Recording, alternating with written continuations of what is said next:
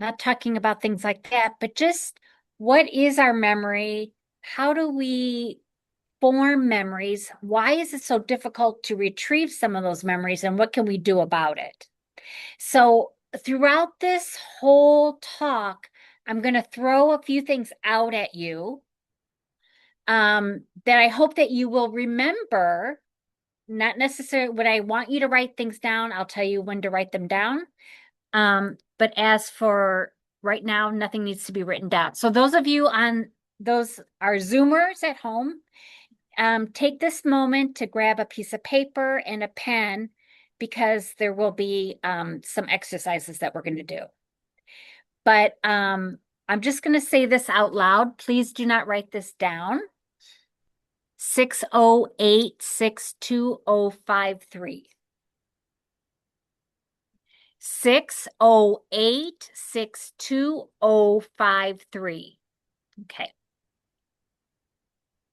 Now, I'm going to set the timer for 3 minutes. And look at all, you guys can see this at home, I'm hoping. There's a bunch of, let me start my timer because let me see. No. Okay, 3 minutes. So I want you to start memorizing what is up there. And I'm going to give you guys 3 minutes. I wish I had Jeopardy music.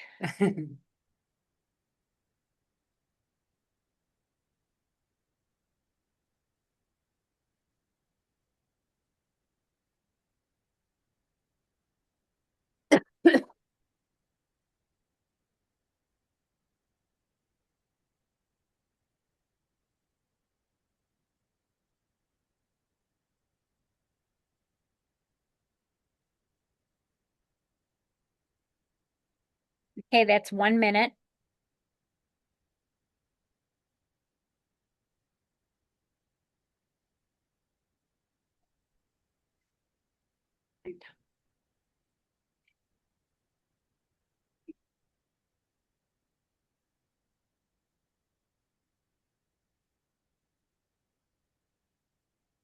Okay, there's another minute.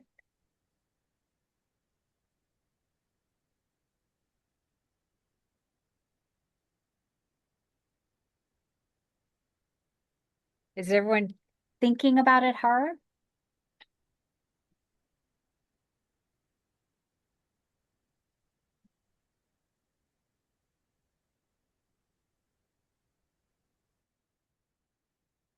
Okay, 30 more seconds.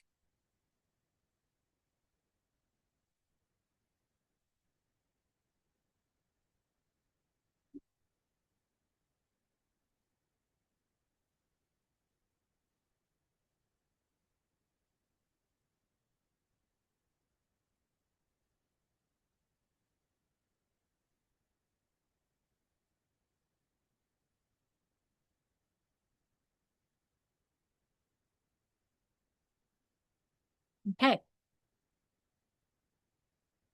How many pictures were up there? 13. 13. Very good, Glenn. Okay, very good. You want to write down the pictures that you saw? Okay. Was anyone figuring little tricks to remember them? No, they were quite a kind of disconnected, so Yeah, not yeah, really. I was doing groups of three and had one left over. that's very smart. I did it in clockwise Sharon made up and a a circle. story. I'm sorry, what was that? I did it in the clockwise direction. I like that.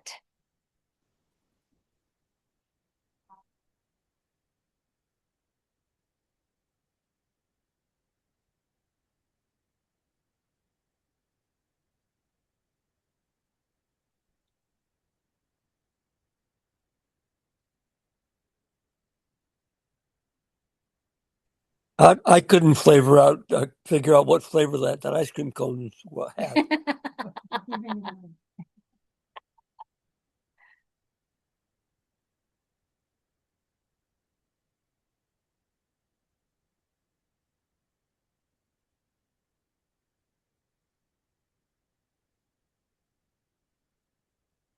And there were 13.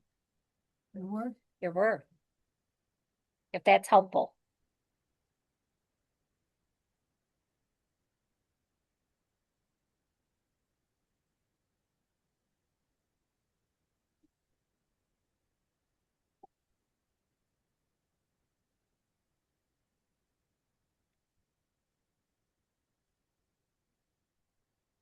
Okay, 30 more seconds and then we'll see how you guys did on that.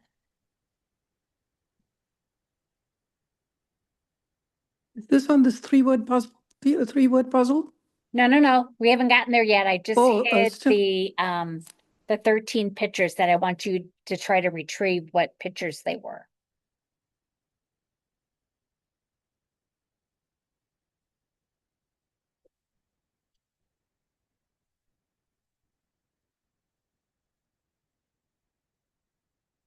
Okay, who thinks they have a pretty good idea of all 13?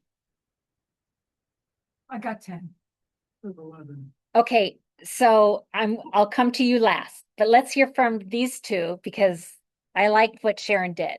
So you said 11 and you said what? 10. Okay, tell me your 10th. Helicopter, Garfield, pencil, balloons, flower, ladder, snake, clock, castle, and ice cream. And for the life of me, I can't remember the others. Okay. I couldn't place the helicopter.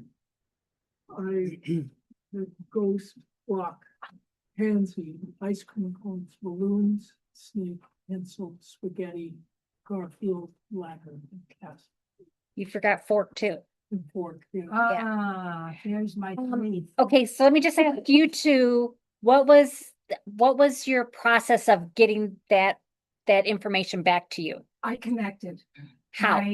My grandson's Black Hawk mechanic helicopter, so I connected him to that, and my sister loves Garfield. So those two were the easiest. And then I was thinking of Castle because I just went to Napa. The others just kept repeating. Okay. Now, John cheats because he has synesthesia, so he has an absolute amazing memory. But go ahead. The top line was the one that I started memorizing because it was. I can't hear anyone. I'm going from balloons, ice cream, to pansy, to clock that was 2 o'clock, 4 seconds before, and ghost. And I came down and there was a jag, so I remember the snake, which was a cobra. And the snake with the flatness of the pencil. And the spaghetti with the snake. And Garfield, because it's the odd duck from the ladder, which is a step ladder. The spaghetti was for a left-handed person. Fork was in mine. And the castle, which live in trees. People on Zoom, I know you can't hear them. I'm just asking how those I'm that trying got to talk, but can you hear me now? Because I couldn't, now I I was can. talking earlier Yeah, and now it didn't seem to respond. Yeah, because I think I got all 13. Did you get well, that answer for me in the okay. beginning? Can you read off what you had? Yeah, I've written a ghost, clock, flower, ice cream, uh, balloons, pencil, snake, fork, meat plate, the food on a plate. Yeah. I don't know what that was. Spaghetti. Building, a building, a castle with three, Yes. uh, Turrets. a helicopter, a ladder, and a Cheshire cat. Yes. And what was your process to remember all 13? I went in the clockwise direction. And when I started to jot it down, I had to think a little extra on a couple of the ones at the Yeah. bottom Okay. on my way back to completing the clock because that was at 2 o'clock. Oh my God. You guys are picking up stuff that I've done this lecture probably 3 or 4 times that I've never seen. So this is amazing. Now, Sharon has probably a different way of retrieving some. Yeah, so what's your story? It was, when the clock struck 2, the Rose and the Cheshire Cat marked it down at 2 o'clock at the pencil. And then they climbed up the ladder. And at the top of the ladder, they found a snake that was eating spaghetti with a fork. And they wanted to get away from the snake, but they saw some balloons flying by, so they attached themselves to the balloons. And there were some flowers attached to the balloons, and they flew in the sky, and then a helicopter in the sky picked them up and then took them to the. Oh, my God. Amazing. Sharon just connected every single one of those images with a story. So that is phenomenal. So let me just tell you guys, for those of you who got 3 or 4, 5, 6, whatever, it doesn't matter. There's ways that we can have better retrieval of our memories by the way we remember. So it's called how we encode our memories. So let me just break this down. I always lose my keys when I go home. Is it on the island? Is it in the laundry room? Yeah. So now when I come in the house, I say, here are my keys, and I'm putting them on the island. And the island's very centrally located. So I'm saying it out loud. I'm visually looking at it. And the more I encode, the more detail I put on my keys to the island next to my half-eaten apple, whatever. I'm encoding it with a lot of specialty, and it's in my brain now, encoded with more detail. Where are my keys? They're on the island. Next to the apple, when the apple disappears, they're gone. As opposed to throwing them anywhere.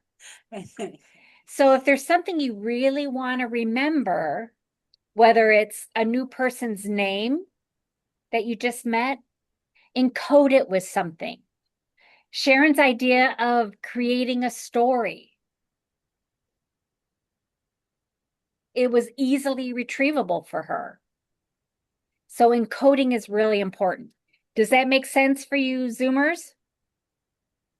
In a way, yeah. I have a story on how I remembered something this morning. Please share.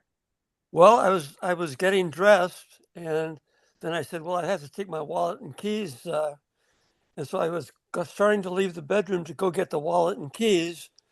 And then I remembered that I hadn't put my shorts on yet, so I didn't have any pockets to put my keys in. And my underwear doesn't have any pockets. So we know you left the house with pants on. No, I'm still here because I forgot to leave on time. But it wouldn't have made any difference. Oh my goodness. That brilliant. Absolutely brilliant. I backtrack. I backtrack. Talk me through that. What does that mean? You backtrack?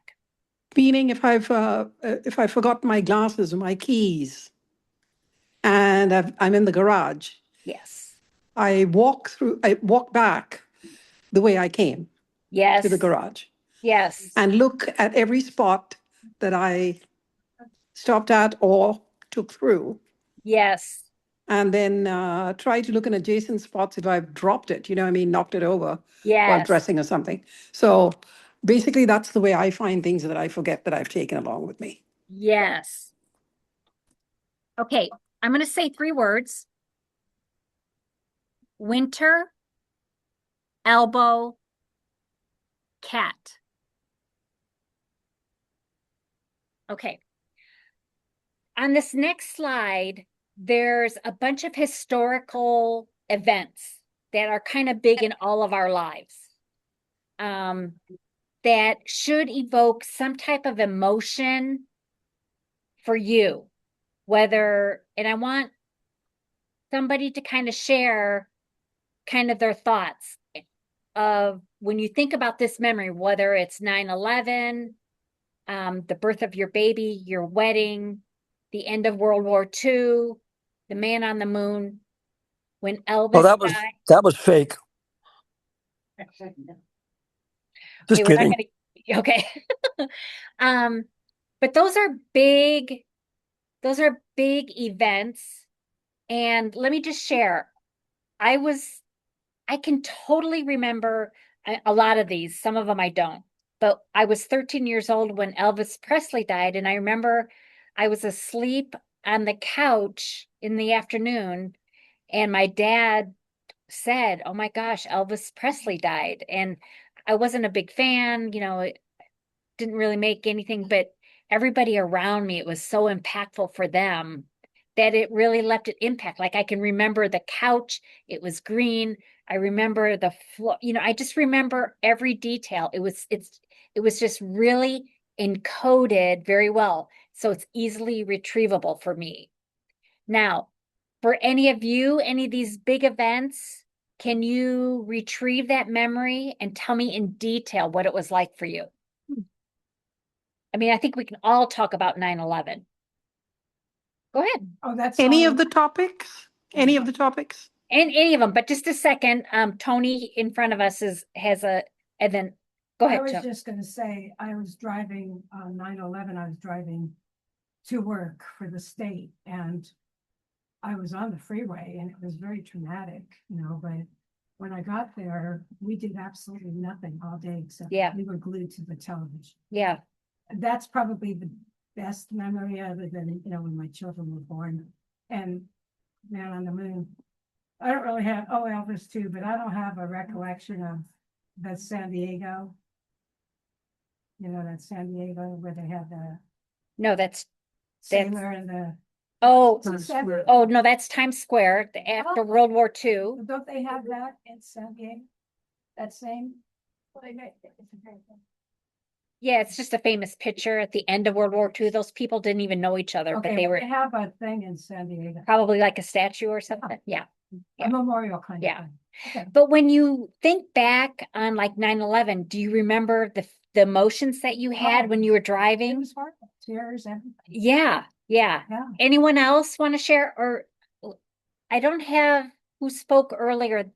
Who is that? Elizabeth. Oh, Elizabeth. Okay. 9/11. Yes. That was it was quite an eye opener because we were wheeling a patient out of the operating room. We're 3 hours behind. So this is at 7 o'clock in the morning, somewhere around 7 o'clock. I've lost the time because it was so long ago. We were wheeling the patient out into the recovery room, and there's a kind of a recreation room for us to eat and all after in between or whenever, or drink a cup of coffee. And there's a TV that keeps going on. It goes on 24/7. And this was on TV, and we just stopped there for a moment, aghast. All of our mouths were open. Yeah. That was Yeah. quite it was an impactful Right. And vision. you can bring yourself back to that moment Yes. at that time. I know Not- exactly who was with me and yes. who The the patient detail, was and all. the immense detail. Exactly. Tom, were you going to share? I don't want to be a negative, but what does it matter? We're talking about our memories. And so this is leading up to a different type of memory. It's called a flashbulb memory. I'm just wondering, why is that important? I remember 9/11. To me, it doesn't matter. It's not important to me. It's not helping me. I have more of a problem when there's something I'm trying to remember and I can't remember it. Okay. Well, that's different than these big memories, like when you got married. Isn't that a memory that you have that you can remember details about? Maybe. Okay, you've told me a story about when you first asked out your wife, and you told me in detail. So that is a memory that you have a flashbulb memory about. So it could be different things for different people. 9/11 wasn't that important to you, but it was for a lot of other people. So it evoked a lot of emotion, and that's how it was encoded in our memory, that we can recall so much detail. Anyone else want to share? Dave. Well, know, I remember a lot of things in great detail, both in the landing. I was on a ship traveling across the Pacific to Vietnam when it happened. And they had the stuff coming, everybody was in the cafeteria listening to it. The 9/11 thing, I was getting ready for work and I'd gotten in the habit of turning on the TV to listen to news. And the first thing that comes on, it's the first tower that got hit. Yeah. And the smoke and all of that stuff, and everybody was speculating, well, what's it about? And as I'm wandering through the house with the TV on loud, as I was coming back to the living room, I watched the second plane hit. And then it clicked for me. I realized, okay, that makes it a terrorist attack. There's no question that this was a planned thing. And all of the things that happened afterwards, the PSA, the computer, everything, the fact that we're going to war, whether it was justified or not, we had to go and respond to whatever this was. And knowing how administrations are, they were just going to go out and kill somebody to say, well, look what we did. Yeah. And all of that happened in the instant that I saw the plane hit here through the building. In my mind, I put together what was happening inside the building, that Oof. sort of thing happened. Yeah. So it was really vivid. But then again, I have a very good memory for a lot of things, all the way back to having a diaper change. Like Wow. 1 year old. My mother and her friend, my mother has me on the bed, changing my diaper, and her friend is there, and they're kind of looking down at me, just speculating. I don't know what they're saying, but I remember being horribly embarrassed. I have never forgot that particular incident. So you're right, there are things that happen within the memory that imprint it Yeah. for the rest of your life. Yeah. That's crazy. So yeah, Tom. That's my point is, what does it matter? That he can remember that embarrassment. Yeah.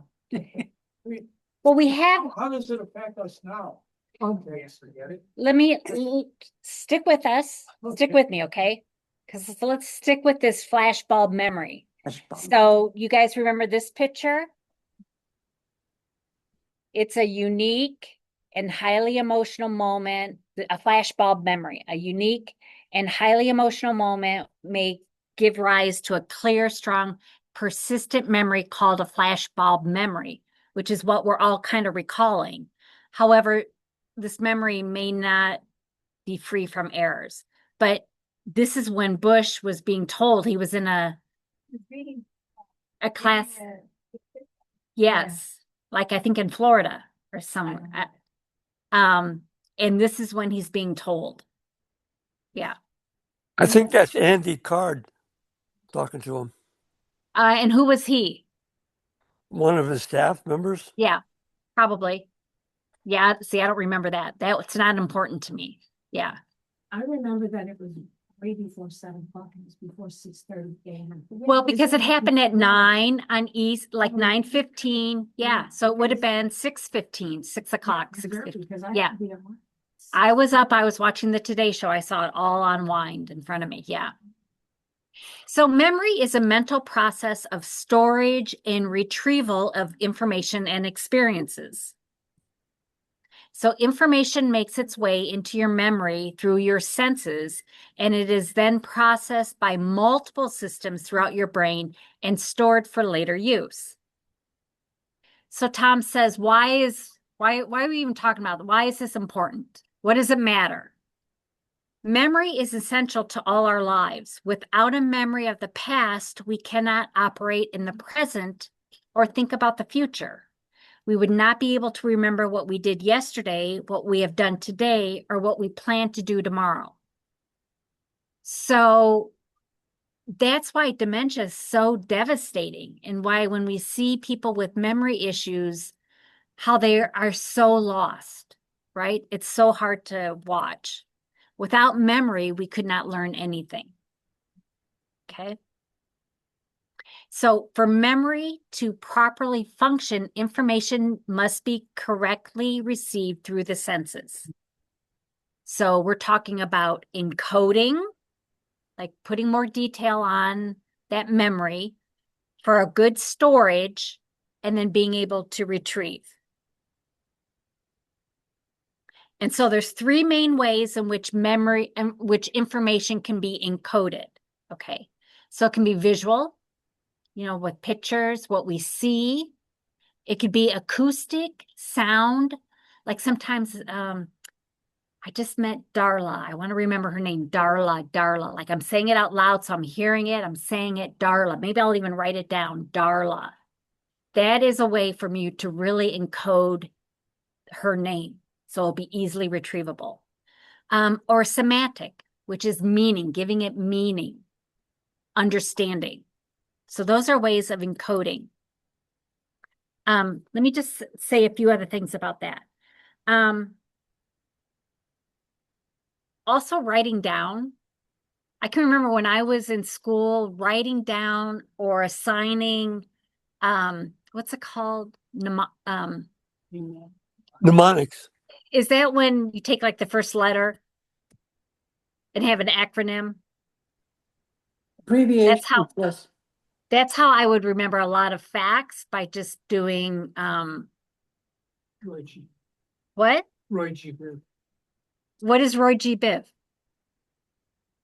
the colors, rainbow. Oh, the colors of the rainbow.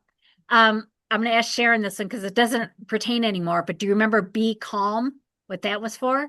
That used to be the medications we would give in a code: bicarbonate, epinephrine, calcium, atropine, lidocaine, morphine. I don't know. But those are all, we don't use those medications anymore. They're very outdated. Tom has a question. Oh yeah, Tom. Quite a process, this, because for me, I have a block on this person's name. I cannot remember his name. So this is the process I should go through to try and come up with some clues. Of when you first meet this person. No, Okay, so when you do remember his name, and let's say it's Bill, you're going to remember PG&E. It's the biggest bill of the month. Or you're going to encode it with Bill is bald and beautiful, like BBB. But give it more details so that way it'll be more easily retrieved versus that guy. What's that guy's name? Does that make sense? could be people you know, though. And it's, it was a Tuesday, I was trying to remember Jim McGee. And I got Jim, and I got the. It was Tuesday, Wednesday morning in the shower, McGee. Yeah. We were just talking about that we're talking about, oh, what's that guy's name that I have coffee with? Oh my gosh, we did that for like 5 years. And then we go on to something else. I was like, oh my, that was Frank. Like the minute you stop trying to remember, it comes flooding back. And I'm not sure what that is. I was about to ask you the same question. When you want the word, it isn't there, and a few minutes later it shows up and Yeah, the topic's over. right. Because I think it's in our memory. And on some level, we know we want to retrieve it, but we're too overstimulated to be able to get Okay. that memory out, to retrieve Okay. that memory. So do you calm yourself or something, or I think what do you do? switching your focus has Okay. been helpful. Drugs, Yeah. What? drugs. John says drugs, but that's not highly recommended. No. I'm not going to depend on drugs. No, the thing. No, the I thing think he was kidding. No, I just needed exercises of, various sorts to get the mind to be able to reproduce. Yeah. Let me Have give it you some examples in the here. bank. Yeah. Yes. Okay. So, when information comes into our memory system, it needs to be changed into a form that the system can cope so that it can be stored and easily retrieved. So think of this like money from a different country. It's a different currency when you travel from one country to another. Um, it needs to be in a currency that you're going to be able to use. Um, like, how do you remember a telephone number you've looked up in the phone book? And if you notice, telephone numbers, the system has kind of helped us out because the area code is always in parentheses, right? So they Yeah. kind of block it out for us. And then it's groups of three. Threes are easier to remember. So 916 or 530 or whatever your area code, and then three numbers and then four numbers. And I can't help but think about that one commercial, and it's for an attorney. 444 444. Who is that? Who is it? I don't deal with attorneys. They're personal injury attorneys in the afternoon. It's like, ay, ay, ay. He's also a Christian nut. It's also what? He's also a Christian nut. Oh, is that Mosley or Mosby? Mhm. It's mostly- Mosley Collins. Yes. He actually went to the gym that I went to in El Dorado Hills. So that's kind of interesting. So what's the significance of 444? It's just repeating numbers, so it's easily retrievable for a phone number. Yeah. Another example is this, a person told me that they hadn't talked to their travel agent in over 20 years, but they still knew their phone number. And he only said it to him once because it was 256 4444. And the travel agent said, "You'll remember my number. It's 256 equals 4 raised to the fourth power." And this guy's been able to retrieve that number forever because he encoded it in a way that it was easily retrievable for him. Mm. Tom has a question. Oh boy. So Tom. I have this block about remembering this person's last name. And it's like, I don't care. But it bothers me that I can't remember it. But I have a process to where I can retrieve it. Okay, well, what's that But it's not- process? It's not memory. It's going to an email where the name is written. Okay, but So I by don't have to clog up my memory with remembering it. I know, but Tom, if you're listening to what's happening here, you can encode that last name so it'll be easily retrievable and you won't have to go to your email. But I don't need to. Okay, I have okay. a method and I can get it. okay, okay. But other people do want to use their memory. You're a rare bird. You're a rare bird. Just trying to put this in Relatable. my process. Right, right. No, I get that. When we talk about memory storage, we're talking about, it's either visual, acoustic, or touch, right? And our sensory memory is just 1 to 3 seconds. We're not remembering that. Like every time you walk in here, you have a loads of new things, but your mind knows that where you're at and it doesn't hold on to it. It sees it, it codes it, it knows it, boom, it's gone, right? Because you don't need it. That's your short-term memory, sensory memory. And then we have short-term working memory. That's the 15 to 30 seconds. So like if you're studying for a test, and I'm kind of curious to hear from the students, like what kind of tricks you use to remember stuff that you have to remember for a test. Mnemonic. Give me an example of one.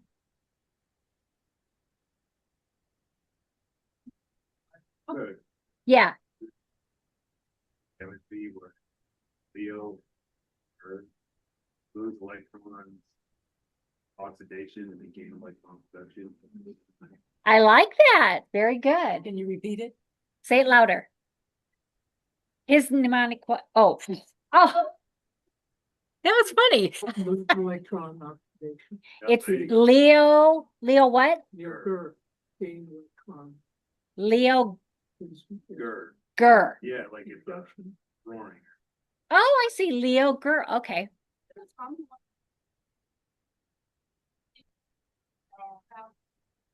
Please excuse my dear Aunt Sally. And what is that for? I know, but what is? Oh, I need that one.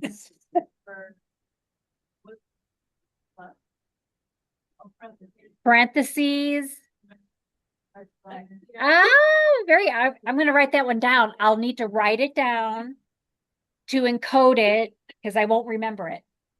Our long-term memory can last, like Dave was telling us from when he was a year and a half old.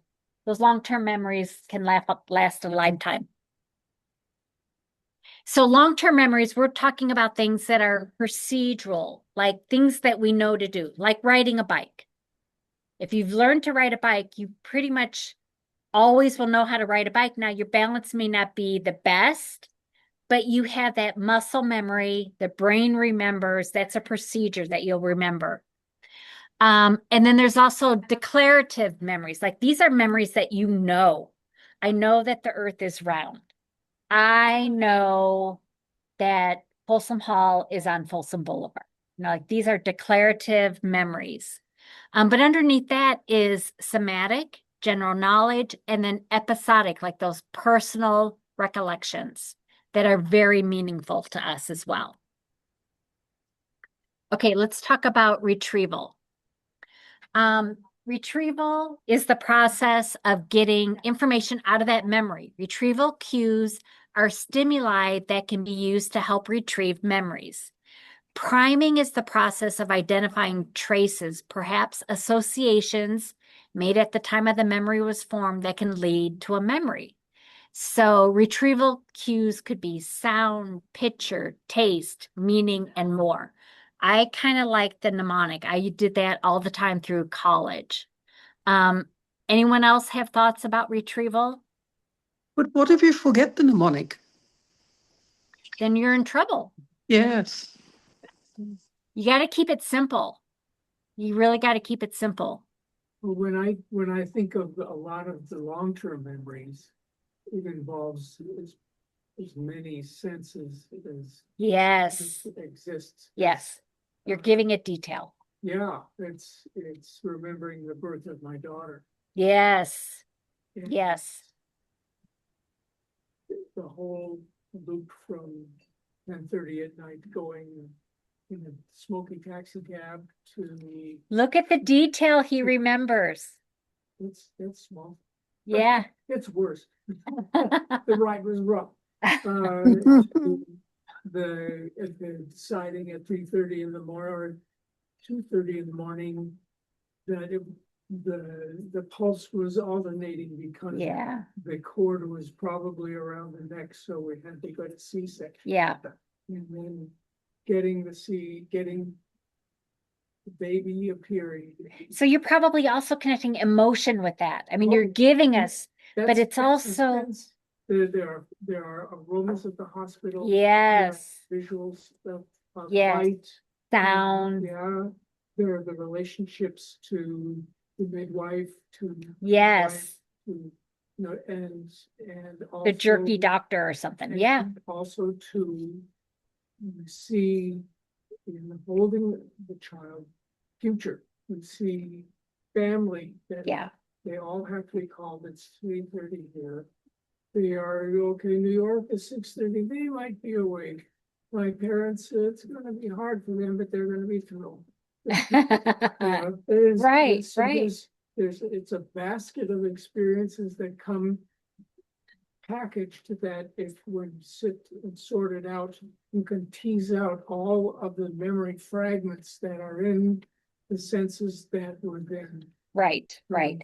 To exact detail. Yeah. Mary asked me, this is a good example. That's a really great example. Mary asked me, she goes, "Oh, I was out at Costco and I ran into, gosh, I can't remember the guy's name. Oh my gosh. Um, oh, James." She goes, "I ran into James and from cardiac rehab at UC Davis." She goes, "You were really close with him." And I'm like, "James from cardiac rehab? I said about, because I worked there for almost like 15 years. It's like, when? And she's like, I don't know, but he knows you. And he was laughing. And I'm thinking, I'm racking my brain. I'm thinking of all the cardiac rehab people. And I'm thinking, certain age group. And then I'm like, Mary, I have no clue. She goes, I know you know. And then she said, he was the young guy. And I was like, oh my God, James. There was a very young guy who had do you remember him? You may not have been there, or maybe your memory was not as good as mine.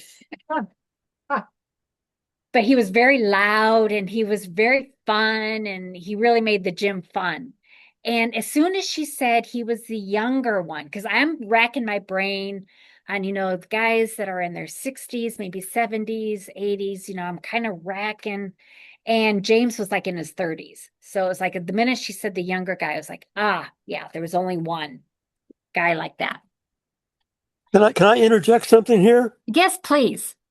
Sometimes when I'm recalling a memory, there are several things that I think about. One is, how accurate is it? Because I might get the broader stuff accurate, but some of the particulars are misremembering, and I have to also be aware of not embellishing the memory. And the way that works in my way of thinking is when I'm hearing somebody else tell their memories, I'm wondering if that same process is going on with their memory. How accurate is it? Are they repressing the stuff that's not favorable and embellishing stuff that makes them look good?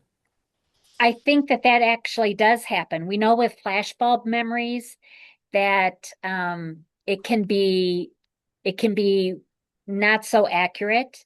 And I think we've all watched enough crime dramas that just someone saying that I remember that their memories fill in blanks that may not be accurate. So picking out someone in a lineup may not be um, real proof.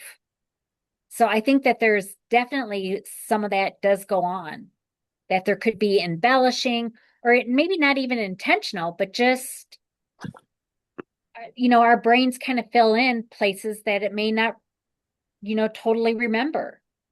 We do have the capacity to fool ourselves. Yes, we do, don't we?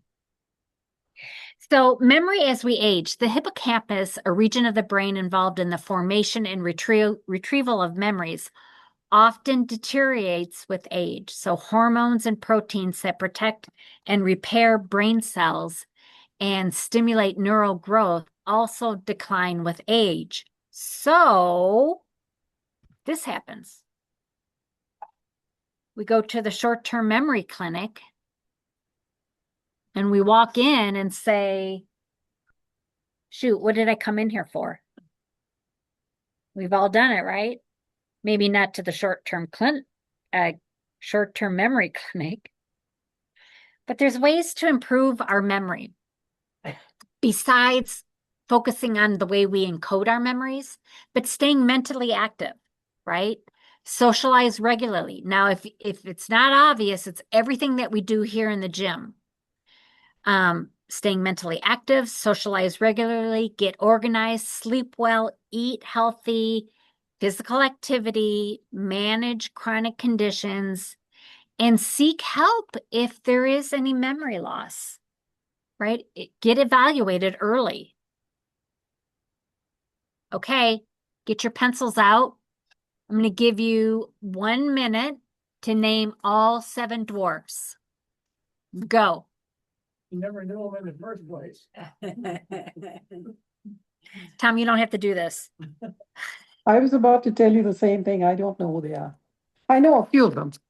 Write down who you know. Okay. Okay, students, write them down. I see you naming them off. You know them? Oh, you know 3. Who was that you and I, John, doing it? Who was I doing this with earlier? Who? Oh, it was Mikkel. So I tried to do it and we came up with 5 or 6. 6. Okay, we were just missing one, but I had help. I know the one that's most frequently not remembered, Who's that? Doc, because it doesn't end in Y. Okay, yeah, 15 more seconds. You know them all? Oh, No, but that was one that I did. oh, Doc was the only one Darla did remember. No, it was one of I think I remember one, Dopey. Okay, Dopey's one. Okay, we know Dopey and Doc. Who else, guys? Grumpy, Actually, Grumpy. bashful, sleepy. Sleepy, Sneezy, and Hortense. What? Just kidding. What'd you say? Hortense. Hortense. The one that we hardly talk about. Yeah, Doc. that dwarf. I know the line from Snow White when Doc walks in on Snow White sleeping across the beds. What happens? Doc walks in and said, "What are you and who are you doing?" No. Who are you and what are you doing? Are you being serious? Yes. The stage show for religion. Thank you, Disney. Walt Disney. Disney. Okay, Yeah. so we've got grumpy, happy, sneezy, dopey, Doc, sleepy, and bashful. Bashful. Oh, Bashful. Yeah, that's the one. Okay, so does anybody remember the number that I said earlier today at the first? Okay, I wait. only heard the last. 608, 62053, Say it again. 608, 62453. Okay, John said it. It was 608-62053. And that's because he is a genius, a Marvel mystery. Remember the code. Okay, what were the three words? And don't say it. Yes. Write them down. Winter, cat, and elbow. Yeah. Oh, very good. Did everyone else have that?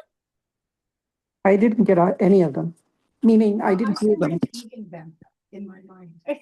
Well, The whole so, time. okay. Well, very good, Tony. Okay. I'm not going to ask you because we're getting close to time. I don't want to go over those 13 pictures we saw because yikes. Okay. But I do have one more brain game. So, number one, any idea of what number one is? I have to look. I wrote these down. You can look, but you can't say. Anyone for number one? Even you Zoomers? No? Yuck. Yes, it is. good, Bigger and better. Okay, number two should be easy. Top secret. Top secret. Yay. Number three is tricky. You have three?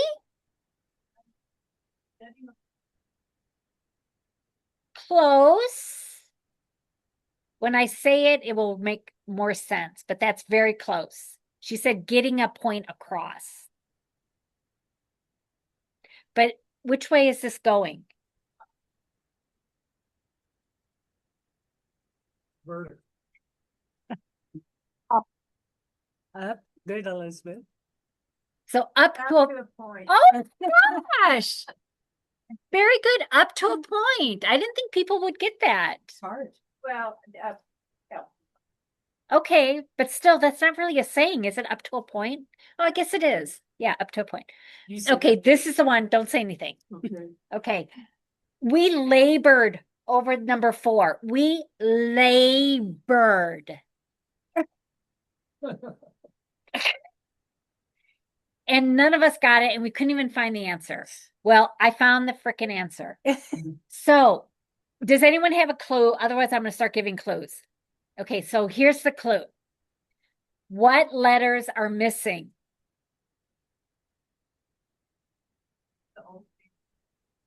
What? No, look at the, can you see it?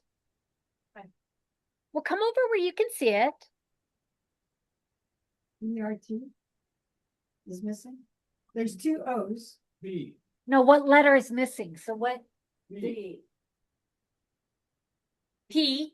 V. P. P, Is it operation? operation. Okay, if it's operation, what letter is missing? No, O. E. A, A. I, I. N. N. Foods. Operate. So Pain. Painless. Painless. painless, because we're missing the pain. Oh, So it's painless. painless operation. Oh, that's hard. That's a really hard one. John figured it out though. Of course he No, did. but how do you put the word painless? So the letters that we're missing on that yeah. word is operation. So I the got- letters that were missing spelled out pain. So Yes. what was missing, what was less, was the pain. It was a painless operation. Okay. That's a word very painless. convoluted way to get to the answer. Yes. Okay, here we go. I don't know about this number 5.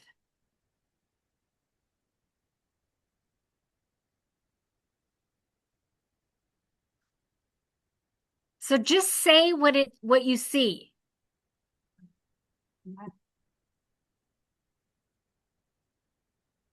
Where is the mat? Say it fast. Say it again. Matinee.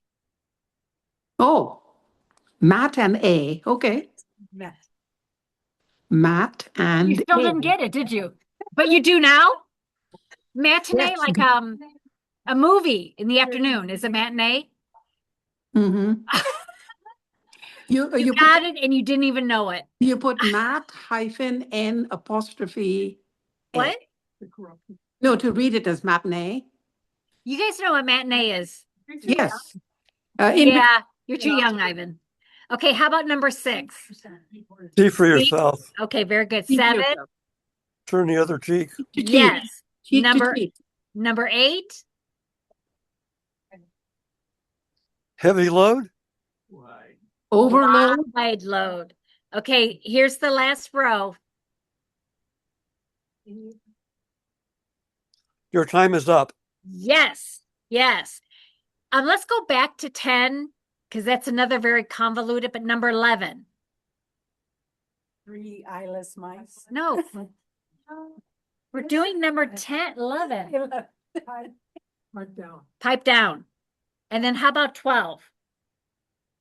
Nothing down up there? Well, Oh. next to nothing. Okay, now number 10. Yes. Well, she said it. But that's what I thought it was before she said it. That you stick with that. 3 blind mice because the eyes are missing, so they're blind. Ugh. Tom's gonna go home and shoot himself. Yeah. I think this is a good presentation of how memory works, but I get back to, how is it helping me now? Because I find that I eliminate stuff. I don't want to remember stuff anymore. Okay. Like, I've got enough of you. Okay. Okay. But if you're trying to remember that guy's name, we just gave you I some. don't care. That's why you don't. Okay. I mean, That's fine. That's fine, Tom. If it doesn't bother you that you can't remember that guy's name, for me, it would bother me if I can't remember. just as we go through life, there's things like when you're a student and you think of those things, how can I remember this? Fine, I don't have that anymore. I don't need to do that. So it's like, I'm not gonna clog my brain up with stuff that I don't need anymore. Yeah, this is just stuff for daily reminders to help us, just ways so we can encode. In fact, I want to thank everyone for being here and participating and sharing because that's really important. Even you, Tom. Thank you for your time and practice encoding those memories for easy retrieval because that's what it's about. I have a quick question. Yeah. Are there books that are, these are like puzzles? Oh, those puzzles that I had? Yeah. Oh, yes. Or just online. Rebus, Give me some title. Rebus, Rebus is a good thing to kind of look up. That's where I got a lot of them. All right. And this is available on computer or? Yes, just Okay. Google Rebus, Rebus. How are you going to remember that? Write it down. Right now. Write it down, that's right. I've written it down. You wrote it down, and we're going to say it. It's not like, it's like, how can we remember that? Repeat it to yourself. Yeah. Rebus. Rebus, rebus, You know what? I rebus. hope that's the name of that Was- website now that I'm saying it. I think it is. It's a word that. Thank you very much. Thank you. Thank you, everybody. Thank you for participating. Thank you, Tom. It was in your weekly reader. Rebus? Yeah. I do. I don't remember. I don't remember that. They would occasionally have a puzzle that would, or page that would be rebus, and they would have a sentence with a picture or Like these? some were like that, some were just, and it was just rebus. I totally forgot that word until